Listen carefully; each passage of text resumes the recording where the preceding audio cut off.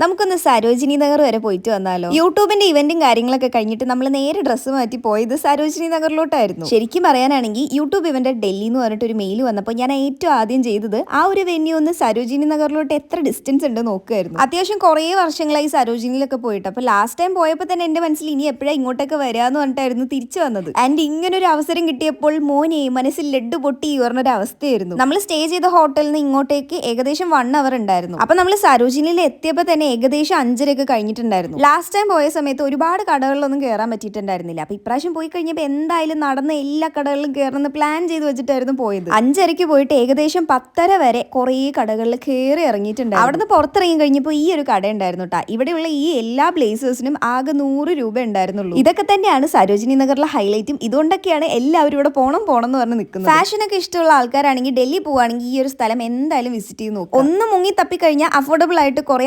അടിപൊളി പീസസ് നമുക്ക് കിട്ടും. സത്യം പറഞ്ഞു കഴിഞ്ഞാൽ ഭയങ്കരമായിട്ട് ടയേർഡ് ആയിപ്പോയി. വിശന്ന് കണ്ണ് കാണാതെ നടക്കുകയായിരുന്നു. കറക്റ്റ് ഏതോ ഒരു ഗേറ്റിൽ കൂടെ പുറത്തിറങ്ങി ഫ്രണ്ടിൽ തന്നെ ഹൽദിറാംസ് ഉണ്ടായിരുന്നു. ഇതിന് നല്ല വിലയായിരുന്നു. പക്ഷെ പറഞ്ഞിട്ട് കാര്യമില്ല, വിശപ്പടക്കണ്ടേ. അവിടെ നിന്ന് ഇഡ്ലിയും ദോശയും പിന്നെ തണുത്ത് മരവിച്ച് വിറച്ചിരിക്കുന്ന ഒരു പാനിപൂരിയും കഴിച്ചു. വെറുതെ പറഞ്ഞല്ലടാ, ഫ്രീസറിൽ ഒരു 10 മണിക്കൂർ വെച്ച് ഫ്രീസ് ചെയ്ത പോലത്തെ പൊട്ടറ്റോസ് ആയിരുന്നു. സരോജിനിയൊക്കെ അടച്ചു പൂട്ടിയതിന് ശേഷം ഇവിടെ നമ്മൾ തിരിച്ചു വന്നു. പിന്നെ ആ ഒരു ഹോൾ ഡേയുടെ ഡേ ഇൻ മൈ ലൈഫ് ഞാൻ ചാനലിൽ പോസ്റ്റ് ചെയ്തിട്ടുണ്ട്. എന്തൊക്കെ വാങ്ങിച്ചു എന്നുള്ളതൊക്കെ ആഡ് ചെയ്തിട്ടുണ്ട്. അപ്പോൾ കാണാത്തവർ എന്തായാലും കണ്ടു നോക്കുക, ലൈക്കും ചെയ്യുക.